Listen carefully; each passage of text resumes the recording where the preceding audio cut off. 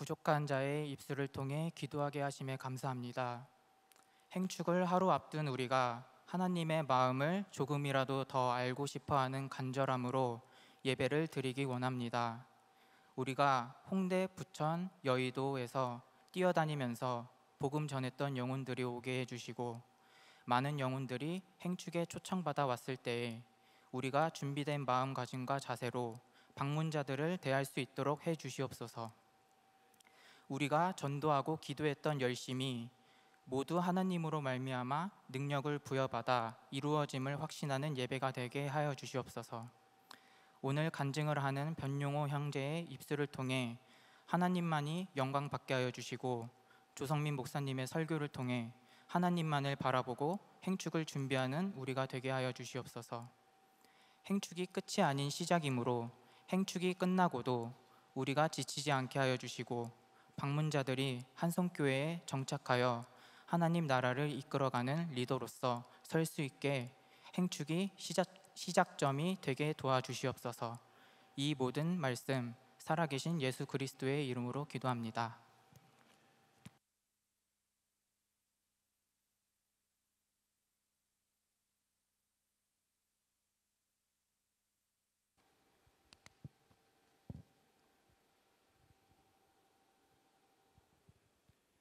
안녕하세요. 성군 미소팀 리더로 섬기고 있는 변용호입니다.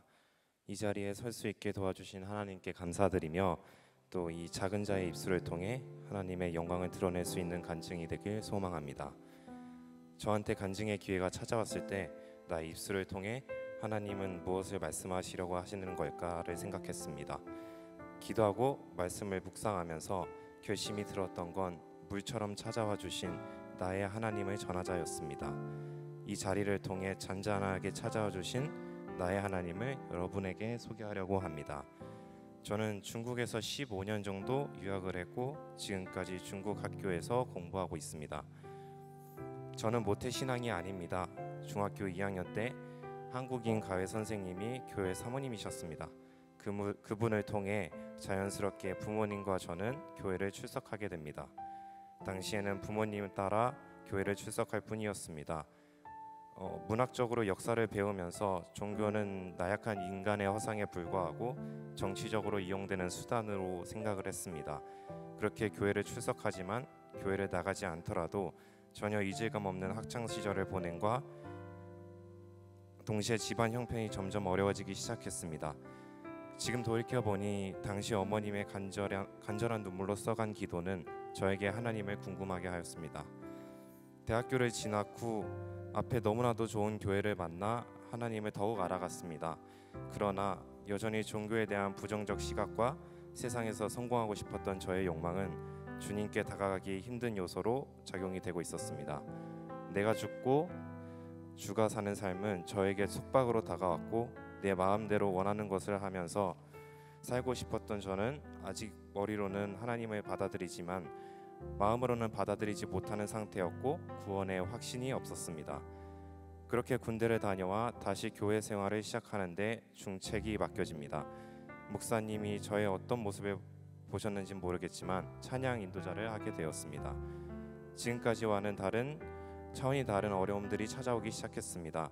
사역을 하면서 찾아오는 관계의 어려움, 팀원들과의 불화 중재, 회중 앞에 서야 한다는 부담감, 더욱더 하나 되어야 하는데 마음처럼 유대감이 만들어지지 않는 우리 팀, 사역에도 집중해야 했고 학업을 게으르지 아니하면서 나의 비전을 세워야 하는 시간적인 제약, 회중들을 찬양을 통해 지성소로 이끌어 나가야 한다는 거룩한 부담감, 앞에서는 사람이니만큼 사람들에게 좋게 보이려고 하는 위선된 가변들은 저를 짓누르기 시작했습니다.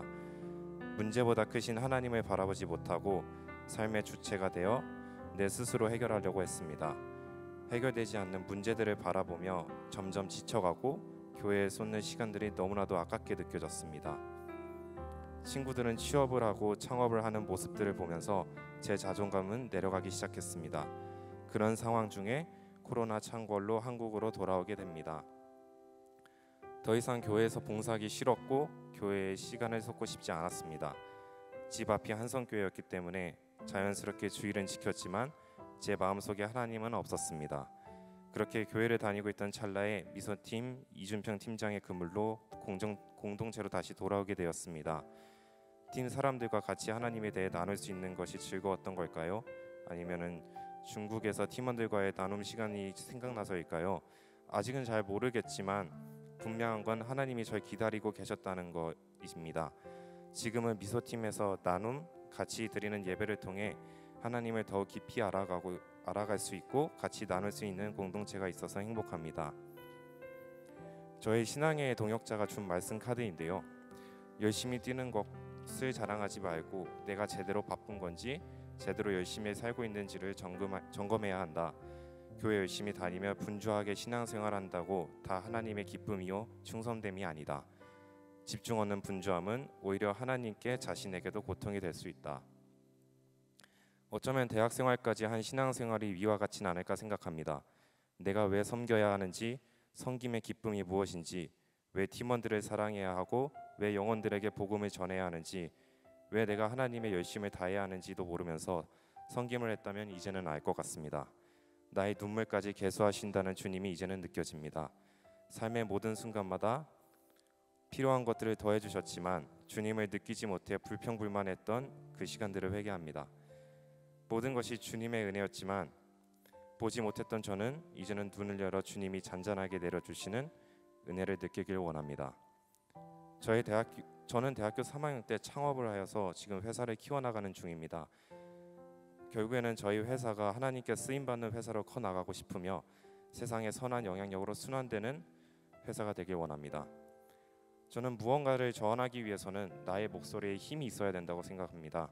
그러기 위해서는 남들보다 2배 열심히 살아내 그리스도의 가치를 증명해 나가야 된다고 생각합니다. 삶과 신앙을 분리시킬 수는 없지만 그리스도인들의 삶에 최선을 다한다면 세상은 분명 조금 더 복음에 대해 열릴 것이라고 확신합니다. 우리 모두 노력의 방향을 하나님께 고정해 놓고 삶들을 살아내는 유역체가 되길 소망합니다. 마지막으로 존귀한 자녀로 불러주신 하나님께 다시 한번 자리를 허락해 주심에 감사드리며 이 모든 영광 하나님께 돌립니다. 감사합니다.